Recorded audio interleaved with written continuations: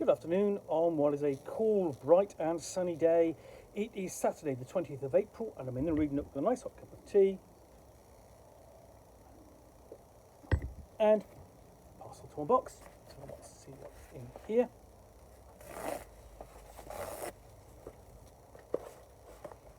And although it's come off the drive-through RPG, it's actually that's an easy package to open for a change. It is Welcome to Grimsbury Deluxe Rulebook for English Folk Horror, complete rules and setting details for players and counsellors. So, welcome to Grimsbury. This is a love letter to the folk horror movies like The Wicker Man, a British TV shows from the 70s and 80s, like Children of the Stones, Doctor Who and The Changes. The setting is a misremembered part of England where magic is real and the old ways and the old paths are still followed. System is based on the Year Zero engine from Free League and uses a D6 pool mechanic. Magic system is fast and fun, but has a cost. Encountering the odd and uncanny impacts your stress. Gates lead to there as another realm of possibility and adventure. Deluxe Rulebook includes details for the town of Grimsbury and regional locations. Dozens of NPCs and personalities and factions add depth to the setting. Tools and tables for the counsellor to create their own scenarios and adventures. Okay, so, and yes, Year Zero engine. Now, the Year Zero engine is first appeared in Mutant Year Zero, which is where it got its name, published by Free League Publishing, and has since appeared in numerous role-playing games, including Tales from the Loop, Alien the role-playing game, Vaesen, and more. And I'm interested in this, essentially. It popped up and looked interesting.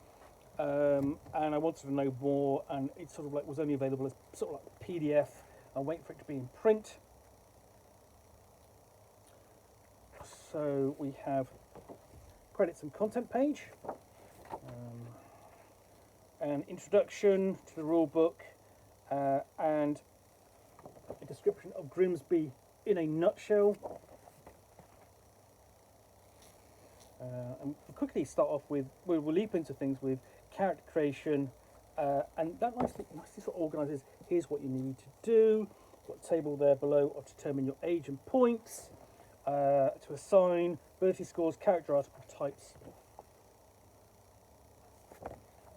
I do actually like the fact that it's referencing some essentially sort of like The Wicker Man is the film with 1973 film with Edward Woodward, having classic and Christopher Lee, classic British folkloric horror. Doctor Who has dipped in and out of British folklore and horror over the years, particularly during the John Pertwee period, where the Third Doctor, where he was stuck on Earth, working with UNIT.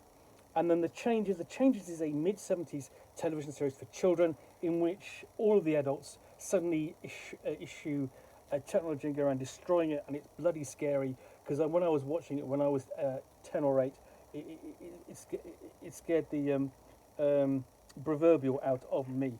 So then we've got the different roles, so private investigator and army grunt or soldier, hedge witch, warlock or gutter mage, mystical scholar, and each of these has essentially got things like you've got description, illustration, archetype factors, attribute bonus, penalties, skill bonus, possible flaws, and talents. So let's just show you that in a bit more detail. There we go. Nice one-page summary of the different archetypes it's offering.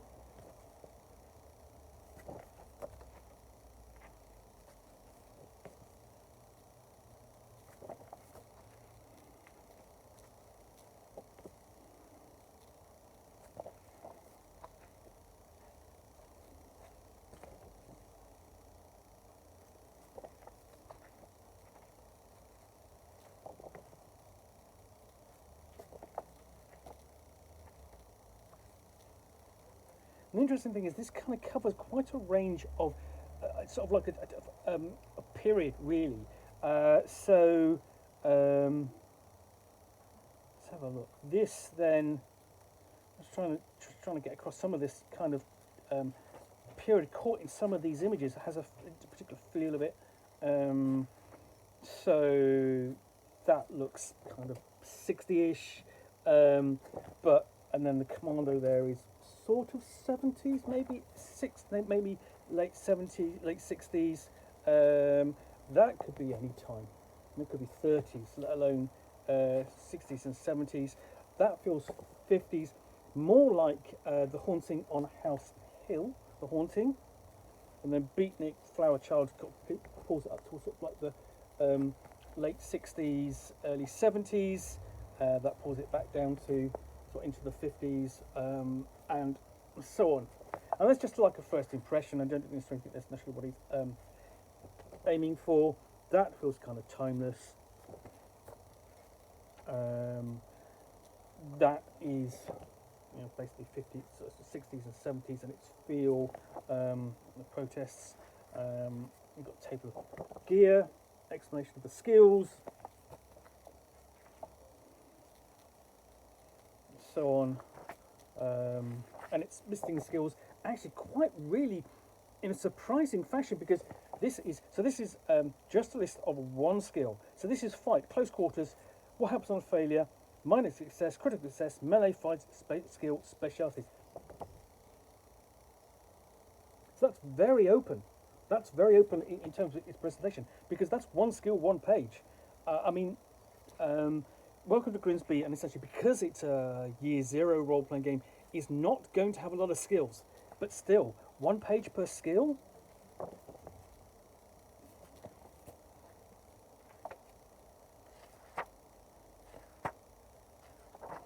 So, and we flip over to talents, and these actually get a much tighter organisation. Okay, got rules in there for luck points and reputation, and then before we move on to game mechanics and rules, and obviously that's going to be fairly familiar to anyone who has played Vaesen or the Alien role-playing game. You are just rolling handfuls of 6-sided dice, aiming to get 6s.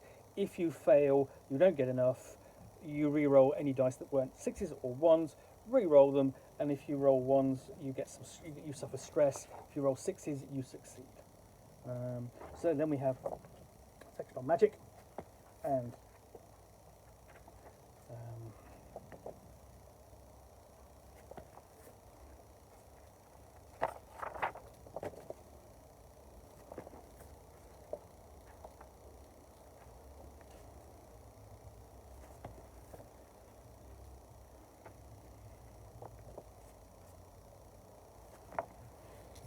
including potions, magic items, arcane weapons, a homing knife, scourge weapon, homing bullets,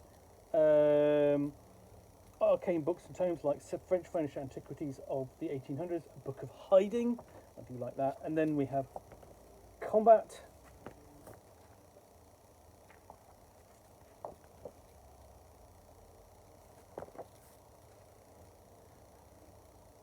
We've got a melee combat example, and then a ranged combat example. Section on healing and recovery, because combat can be quite brutal in year 0. And then we have the setting, which is here,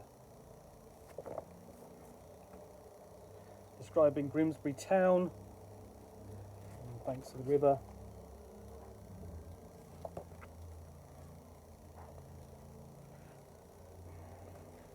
And various NPCs, various locations, various businesses and places,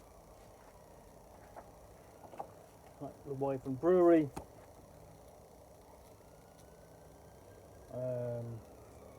and then even a magic shop. Because of course there is a magic shop, it should have one. Grimsbury Upper Town. So you've got different districts. It's large enough to have different districts.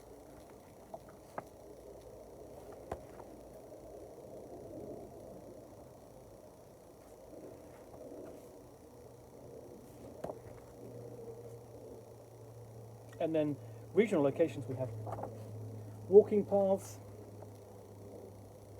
Neolithic monuments, quite a few of them.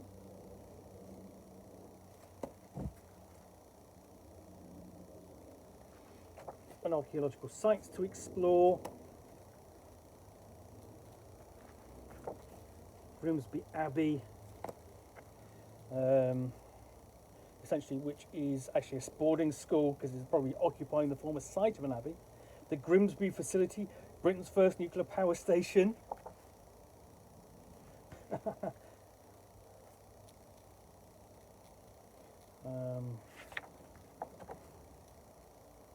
So you see there, chief operations, additional locations, New Church, RAF script, Morris Motor Plant,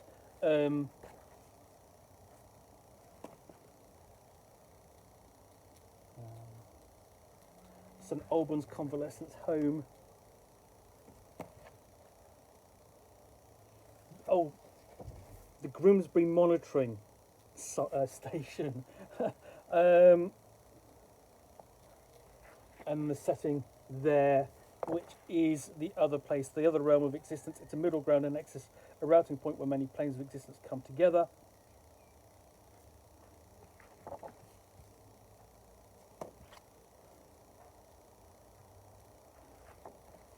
And then we move on to, it includes sort of the trenches, and then we move on to the personalities,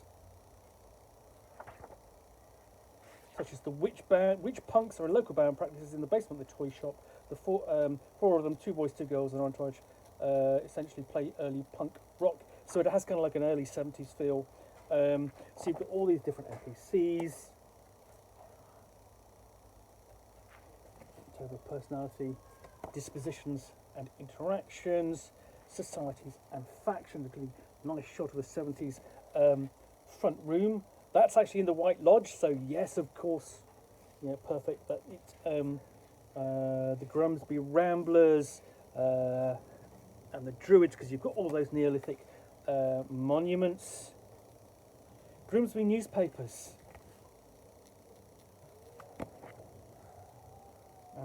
For different headlines, festival ceremonies and celebrations throughout the year as well. And then a bestiary.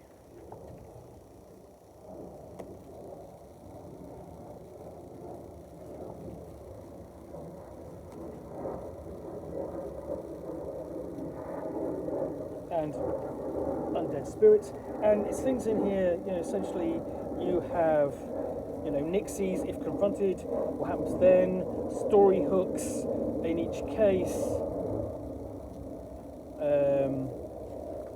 undead spirits, poltergeists and boggarts, ghosts, bloody bones and so on, zombies. Then we have nature spirits, and then humanesque entities like followers, believers, cultists, soldiers. Those are general NPCs, gang tough, guy, werebeast, lichen, creatures, wyverns, other things, and then we have otherworldly creatures, all basically described in fairly simple means, along with a story hook. And then we have discussion of the ley lines and gates between here and there, and the possible hazards when crossing them. So we have an advice on designing adventures. So we've got an adventure generator, set of tables, and then adventure seeds,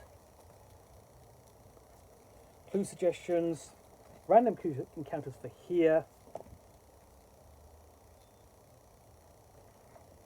and also for there.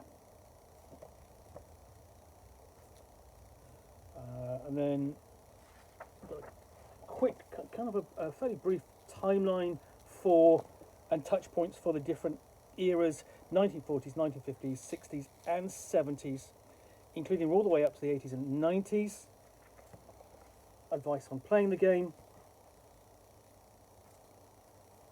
role of a counsellor and what to do during sessions, know the rules, play sessions, how to set the game up, and then Appendix N touchstones, and last credits.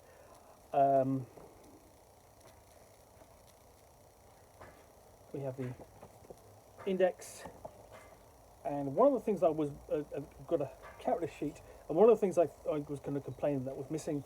We actually do have a map. We have of Grimsbury, but okay, not being able to grumble about the lack of map, that's fine. What I do think is a big omission really is that the Appendix N touchstones, which is essentially that paragraph and that continuation on the other page. So roughly, sort of like, you know, a quarter of a page. I think it needed much more. Absolutely needed much more than that. It would have been nice to have a bit of a discussion of the genre, and in relation to that Appendix N set of touchstones. Anyway, that's Welcome to Grimsbury, deluxe rulebook for the English folk horror role-playing game. In some ways, you might call this the Nigel Neal role-playing game, if you will. Since that so many of his stories kind of touch upon similar material, but there's lots of other stories told throughout the 50s, 60s, and 70s, you know, in British media, which I think are worth checking out and as inspiration for this. So, I hope you enjoyed this unboxing in the Nook. If you did, then please do click on the like button down below.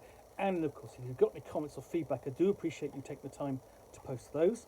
And lastly, if you want to be alerted to get more unboxings in the Nook, where you'll see me out here with a package containing a book or game or role-playing game, in this case, Welcome to Grimsbury, which I will unbox and talk about to the best extent of my knowledge for roughly 10 minutes or so, all of course accompanied by a nice hot cup of tea, then please do click on the subscribe button down below. Thanks again for watching another unboxing in the Nook. I will be back again soon with another one. Bye for now.